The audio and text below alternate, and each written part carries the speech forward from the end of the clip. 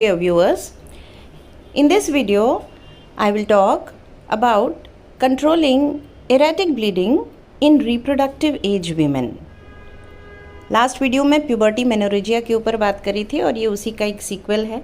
So welcome to Sai Samarth gynae classes. Please subscribe the channel if you have not yet subscribe and we shall begin.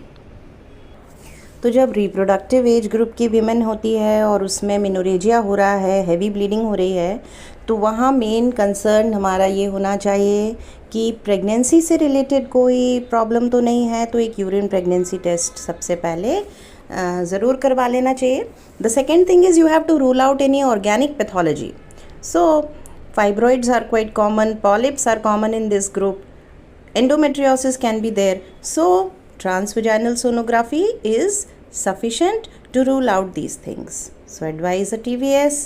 Then you are bothered about cervical screening. So you have to rule out CIN also. So pap smear and if required colposcopy and further management should be done in this regard. Then endometrial sampling, endometrial aspiration is also sufficient. Laparoscopy can be done for endometriosis diagnosis. Over the age of 40 है lady, तो फिर endometrial malignancy को rule out करना पहला concern होता है. तो वहाँ पे endometrial biopsy is a must. चाहे the gold standard is do a hysteroscopy and guided biopsy. In these patients the most common cause of menorrhagia is anovulatory DOB. भाई ओव्यूलेशन कम हो जाता है आफ्टर द एज ऑफ 40, तो एनोव्यूलेटरी situation की वजह से there is a heavy buildup of endometrium and then due to lack of progesterone support it starts shedding. So anovulatory DOB is the most common cause but malignancy must be excluded. Now when we come to management part, we have already talked about the investigations and now the treatment part.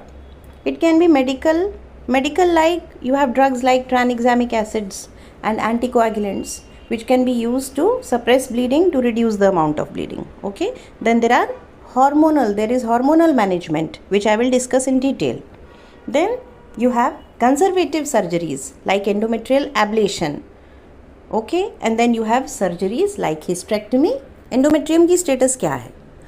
तो हमने एक sampling करी, biopsy करी, और अगर हमें simple hyperplasia मिलता है तो फिर हम प्रोजेस्टेरॉन सपोर्ट पे उसको रखेंगे, और अगर वो रिस्पॉन्ड करता है प्रोजेस्टेरॉन सपोर्ट को तो फिर हम कंटिन्यू करेंगे 3 मंथ्स के लिए और फॉलोअप सैम्पलिंग करते रहेंगे, एंडोमेट्रियल सैम्पलिंग, ये इंश्योर करने के लिए कि कहीं लेटर ऑन CA तो डेवलप नहीं होता.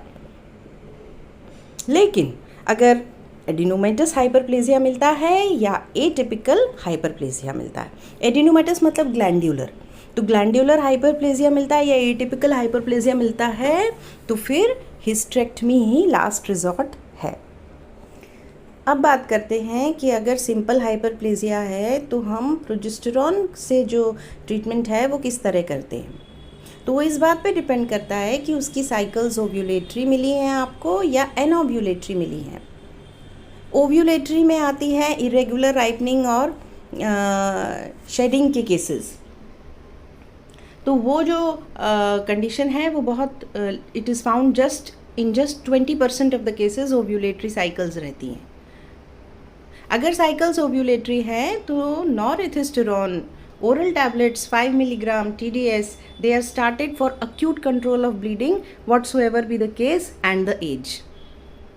If the patient responds to these tablets, continue them for 5 to 7 days and then put them on oral contraceptive pills. So if the cycles are ovulatory, oral contraceptive pills are used for continuation and maintenance.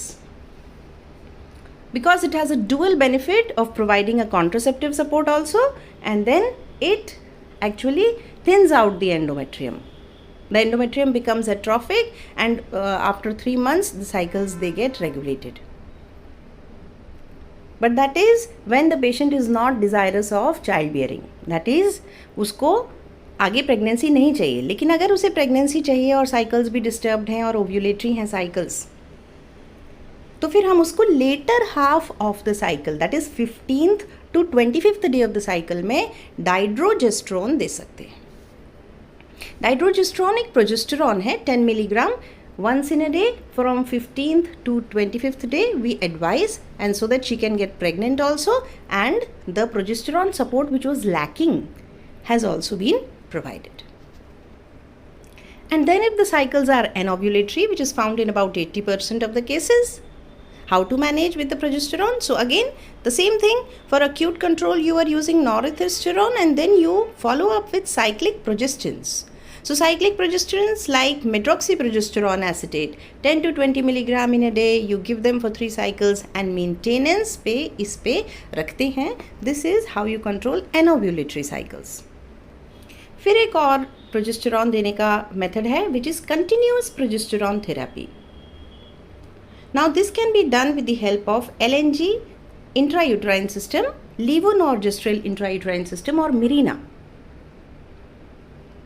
As per जिफकॉट, अगर 40 years के above lady है और उसको pregnancy नहीं चाहिए है, तो उसको, या हमें अल्ट्रासाउंड पे इन्वेस्टिगेशंस पे कोई डेफिनेट ऑर्गेनिक पैथोलॉजी नहीं मिली है, कोई कॉज नहीं मिला है और उसको मेनोरेजिया है, तो हम उसको LNG IUS सपोर्ट पे रख सकते हैं as a first line management.